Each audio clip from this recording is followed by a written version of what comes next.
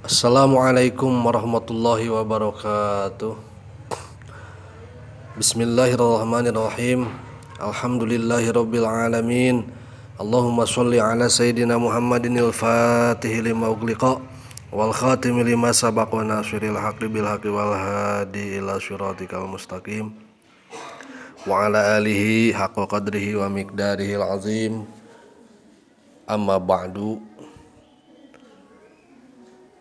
Para hadirin, para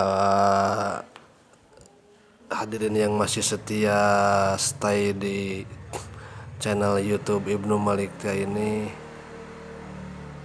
semoga kita semua iman, terutama keimanan, keislaman, keisanan kita semua, semoga Allah terus menerus menjaga dan membimbing kita semua, sehingga ajal menjemput kita semua mati dalam keadaan husnul khotimah, mati yang penuh dengan ampunan dan penuh dengan keberkahan rahmat Allah Subhanahu wa taala. Hadirin pemirsa yang berbahagia, semoga cita-cita antum semua Allah kabulkan dengan keberkahan bulan suci Ramadan ini. Semoga apa yang dicita-citakan, apa yang selama ini diidam-idamkan dan didamba-dambakan, semoga Allah lekas mengkabulkannya, dan semoga Allah memberikan ilmu yang bermanfaat. Semoga Allah memberikan ilmu yang bermanfaat bagi kita semua. Amin Allahumma amin. Hadirin rahimakumullah, pada kesempatan kali ini saya akan membagikan belepotan. Maklum hawa puasa. Pada kesempatan kali ini saya insya Allah akan membagikan sebuah ilmu masih dari kelanjutan yang kemarin, yaitu masih dalam ilmu nahwu.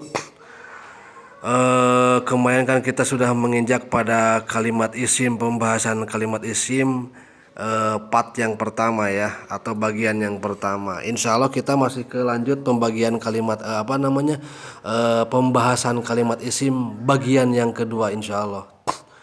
Insya Allah di sini akan lebih detail dari yang kemarin gitu. Kalau kemarin kan secara garis besar, sekarang kita rada-rada sedikit mendetail gitu. Bismillahirrahmanirrahim. Baik, saya bacakan dulu makalah atau kaul Syekh Aswan Haji dari kitab Jurumiyah. Bismillahirrahmanirrahim. Pal ismu yu'rafu bil khafdi wa tanwini wa dukhulil alifi walami. Yang artinya kalimat isim itu bisa diketahui dengan adanya ciri-ciri berikut ini, yaitu pal ismu yu'rafu, kalimat isim itu bisa diketahui bil khafdi dengan adanya ujungnya JR, dengan ciri pertama ujungnya itu JR. Wa tanwini, dan yang kedua karena adanya tanwin kita bisa mengetahui kalimat itu kalimat isim atau kalimat fi'il atau kalimat huruf. Jadi yang kedua ada tanwin di ujungnya. Waduhulil alifi walami, dan yang ketiganya adalah adanya alif lam di awal kalimat. Ada alif lam di awal kalimat, berarti itu menandakan kalimat tersebut adalah kalimat isim. Selanjutnya wahurufil khafdi, dan ada ciri selanjutnya yaitu adanya huruf khofad. Huruf khofad atau bisa juga disebut huruf jar, huruf yang menjerkan. Wahia, adapun yang disebut dengan huruf jar itu satu diantaranya min, wa ila, wa an. Satu min, dua ila, yang ketiga an, yang keempat ala, yang kelima fi, yang keenam rubba, yang ketujuh bi atau ba, yang kedelapan kaf, yang kesembilan lam. Wa hurufil qasami, ditambah dengan huruf-huruf qasam. Huruf qasam itu adalah huruf-huruf sumpah, huruf yang mempunyai makna sumpah. Huruf sumpah itu yaitu wahia al wawu, satu wawu ya, satu wawu, wal ba'u yang kedua ba, wat ta'u yang ketiga ta. Itu diantara kaul atau makalah perkataan Syekh Aswan Haji dalam kitab Jurumiyah. Baik, kita menginjak pada pembahasan dari kaul Syekh Aswan Haji di kitab Jurumiyah yang dari Pal Ismu sampai terakhir. Ini menerangkan tentang bagaimana kita mengetahui kalimat isim dengan apa. Nah, di sini diterangkan oleh Syekh Aswan Haji dengan menerangkan ciri-ciri dari kalimat isim. Adapun ciri-ciri dari kalimat isim yang harus kita ketahui, di sini saya sudah menulis ya. Alamatul ismi. Ciri-ciri kalimat isim. Jadi ciri-ciri kalimat isim berdasarkan dalil, berdasarkan keterangan dari Syekh Aswan Haji dari kitab Jurumiyah. Ciri isim itu yang harus kita ketahui, yang harus kita pelajari ada 4. 1, al-khobdu atau jar. Al-khobdu atau jar ini adalah ujungnya JR ya, ujungnya JR. Yang kedua tanwin di sini ada 4 bagian, tapi tidak akan saya sebutkan sekarang karena tidak akan cukup waktunya dan terlalu panjang pembahasannya. Insya Allah nanti, insya Allah tanwin. Yang ketiga ada alif lam pun ada 2, namun tidak akan saya bahas sekarang, insya Allah di lain waktu. Yang keempat, ciri kalimat isim itu adalah harful hobdi, adanya huruf hopad adanya huruf jar, huruf-huruf yang menjerkan. Huruf hopad itu adalah huruf-huruf yang menjerkan, huruf-huruf yang mengkasrohkan pada ujung kalimat isim. Di antaranya min, ila, an, ala, pi yang seperti yang sudah saya bahas tadi. Hadirin rahimakumullah, kita menginjak pada pembahasan selanjutnya, yaitu khafdun atau jarrun. Ciri kalimat isim yang pertama adalah adanya JR di ujungnya. Ujungnya JR. Berarti setiap kalimat yang ujungnya JR itu bisa dipastikan bahwa kalimat tersebut adalah kalimat isim secara umum. Nah, sekali lagi, secara umum bisa diartikan setiap kalimat yang ujungnya JR, yang ujungnya kasroh, maka kalimat tersebut bisa diartikan adalah kalimat isim. Nah, namun pertanyaannya, kenapa kalimat bisa menjadi JR ujungnya? Kenapa kalimat bisa menjadi hopad ujungnya? Ini karena ada penyebab, karena ada amil yang masuk. Karena tidak mungkin kalimat bisa berubah-ubah ujungnya, tidak mungkin kalimat bisa berubah ujung-ujungnya dari patah menjadi JR atau dari kasroh menjadi doma atau menjadi sukun. Ujungnya tidak mungkin berubah begitu saja. Ujungnya tidak mungkin berubah tanpa ada alasan. Nah, insya Allah alasan-alasan tersebut akan kita kupas di sini. Adapun kalimat isim yang ujungnya bisa JR, yang ujungnya bisa khopad, itu ya, i'rab khopad. Jadi i'rab khopad itu adalah i'rab jar atau i'rab khopad itu perubahan ujung yang JR, perubahan ujung khopad, perubahan ujung JR. Jadi kenapa bisa berubah JR? Ada 3 penyebabnya.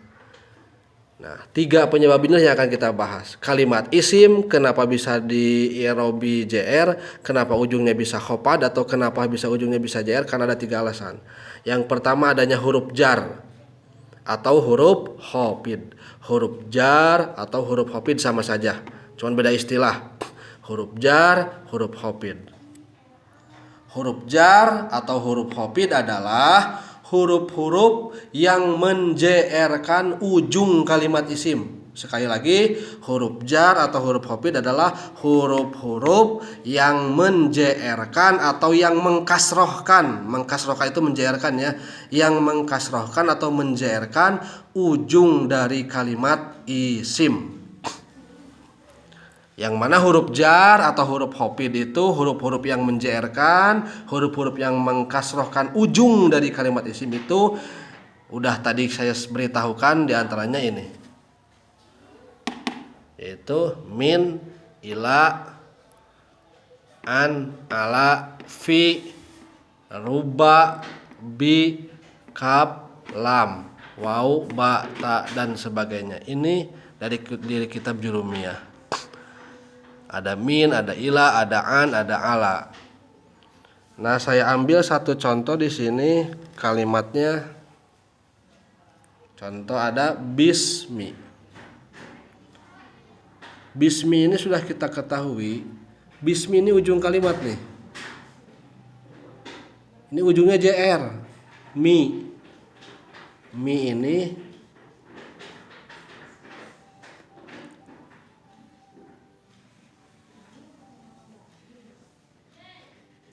JR. JR itu dalam pengertian kasroh. Kita ambil arti yang dekatnya. JR itu bisa diartikan dengan kasroh. Nah, ujungnya ini mi, JR. Kenapa bisa JR? Ujungnya karena ada penyebabnya ini. Karena ada penyebabnya itu ada haraf jar, atau ada huruf jar, atau ada huruf yang menjerkan, ada huruf khofid, huruf yang menghopadkan. Mana huruf yang menghopadkannya? Yaitu ini bi. Bi ini adalah salah satu huruf yang fungsinya menjerkan pada ujung kalimat isim. Contoh misalkan kita sering mendengar kalimat wala haula wala quwata, misalkan illa apa? Illa billahi.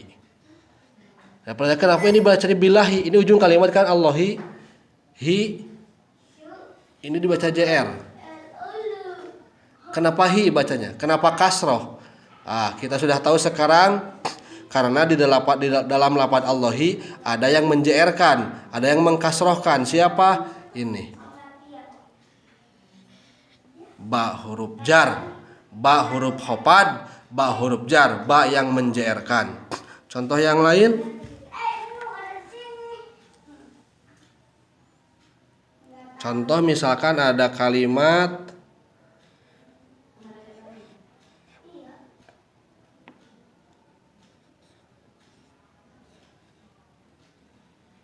Jaidun.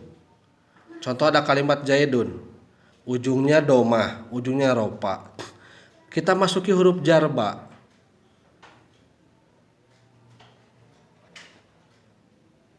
Contoh. Jadi bacanya jangan Jaidun lagi, tapi harus menjadi JR karena sudah ada ba yang memerintah JR. Jadinya bijaidin.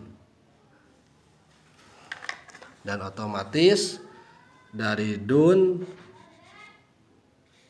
menjadi din. Jadi bijaidin. Atau contoh-contoh banyak di Al-Qur'an ya.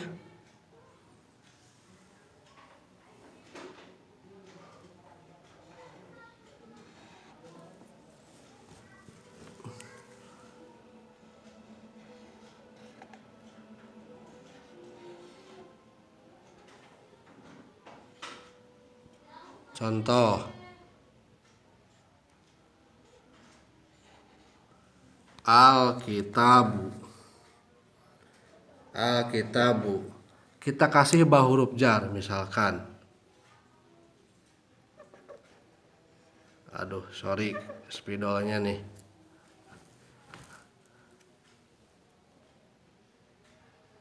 Nah, kita kasih ba huruf jar.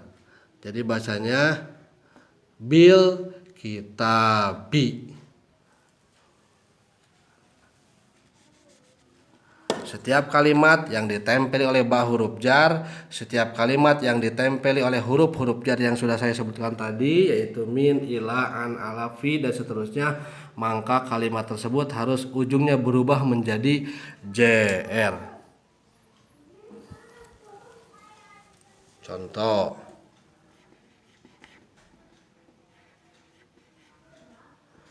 fil madrasati.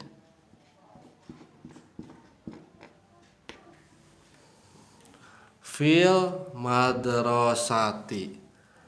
Kenapa dibaca ti di sini? Kenapa JR ujungnya? Kenapa dibaca madrosati atau enggak madrosatu, enggak madrosata tapi kenapa kan madrosati atau jadi JR, i'rab JR? Karena di sini ada fi yang memerintahnya. Fi adalah huruf jar, huruf yang menjerkan.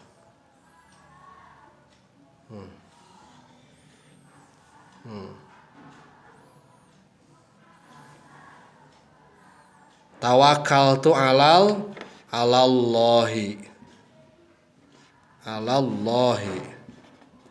Alallahi dibacanya hi, enggak alallahu, enggak alallaha. Kenapa alallahi? Karena di sini ada ala. Ala huruf jar menjerkan pada kalimat ujung kalimat isim.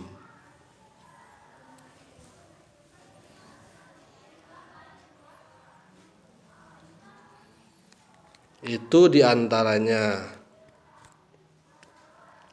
Terus yang kedua, kalimat isim itu bisa di-JR-kan dengan yang cara yang kedua, yaitu dengan idopat. Idopat itu adalah penggabungan dua kalimat isim. Yang disebut dengan idopat adalah penggabungan dua kalimat isim.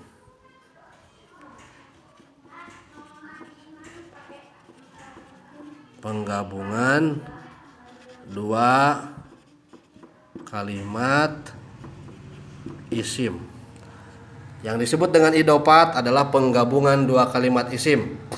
Jadi sekali lagi, kenapa kalimat isim bisa di-i'rabi JR? Kenapa kalimat isim ujungnya bisa menjadi JR? Karena alasan yang kedua, yaitu karena adanya idopat. Idopat itu adalah apa yang disebut dengan idopat?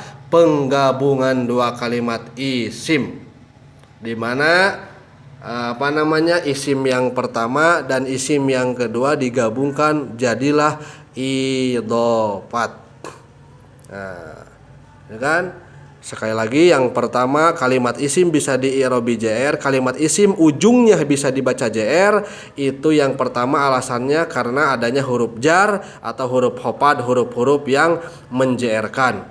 Yang kedua, kalimat isim bisa di-i'rabi JR, ujungnya bisa JR. Kenapa? Karena adanya idopat. Idopat itu artinya menggabungkan dua kalimat isim. Isim yang pertama dan isim yang kedua digabungkan.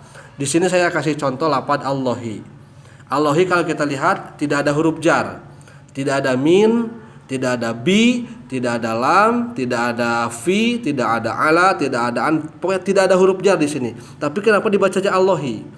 Kita lihat ke sini. Di sini ada bismi. Bismillahi. Bismillahi. Kita baca bismillahirrahmanirrahim. Kita ambil Allahinya bismi. Bismillahi. Kalau tadi bismi sudah kita bicarakan, kenapa bismi tidak dibaca bisma, tidak dibaca bismu? Karena bismi sudah ada huruf jar, yaitu huruf jarnya ba. Makanya dibacanya bismi, ujungnya jadi JR. Lalu Allahi, kenapa Allahi dibaca JR? Ujungnya di Allahi, tidak Allaha, tidak Allahu. Apakah ada huruf jar? Oh, tidak ada. Apakah Allahi di-JR-kan dengan huruf jar yang ini? Kalau Allahi di-JR-kan dengan huruf jar ba yang ada dalam lafaz bismi, mungkin kita tidak mengatakan tidak. Kenapa tidak? Karena Allahi sudah terhalang oleh lafaz ismi itu sendiri. Jadi tidak mungkin huruf jar ini menJR-kan ke sini. Karena sudah terhalang oleh ismi ini. Ya. Jadi Allahi di sini kenapa bisa di-JR ujungnya? Karena di sini ada sebuah hal yang adanya disebutnya idopat. Idopat itu penggabungan dua kalimat isim. Yang pertama adalah lafaz bismi, isim yang pertama adalah lafaz bismi, isim yang kedua adalah lafaz Allahi. Dari lafaz bismi ke Allahi digabungkan disebutlah idopat.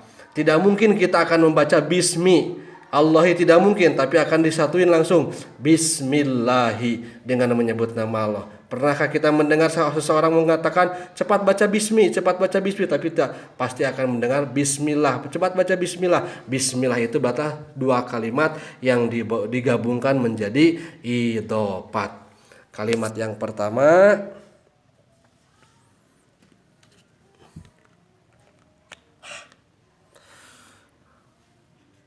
Kalimat yang pertama bismi, kalimat yang kedua Allahi. Oh, tidak cukup ini bornya ya saudara-saudara. Kalimat yang pertama ini disebutnya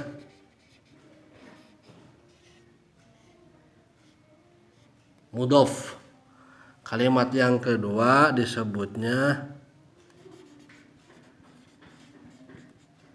mudhof ilaih. Kalimat yang pertama disebutnya mudhof, kalimat yang kedua disebutnya mudhof ilaih, dan hukum ya. Hukum mudhof ilaih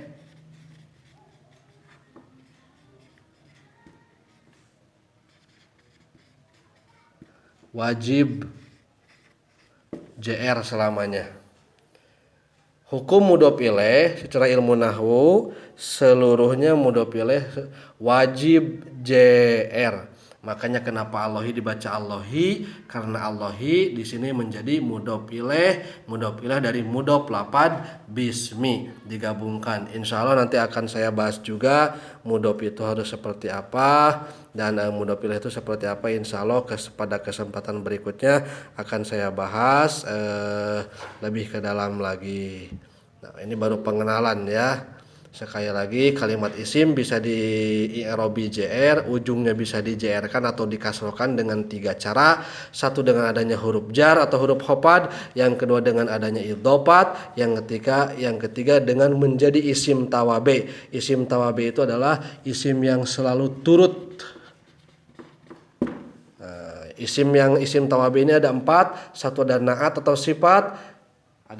sifat, yang kedua ada atop, yang ketiga ada taukid, yang keempat ada badal. Insya Allah nanti kita bahas. Semoga ilmu ini bermanfaat bagi kita semua. Silahkan tinggalkan komentar kalian semua di kolom komentar bagi yang memang kurang paham atau bisa bertanya langsung. Wallahu a'lam bishawab. Hadanallahu wa iyyakum ajmain. Wassalamualaikum warahmatullahi wabarakatuh.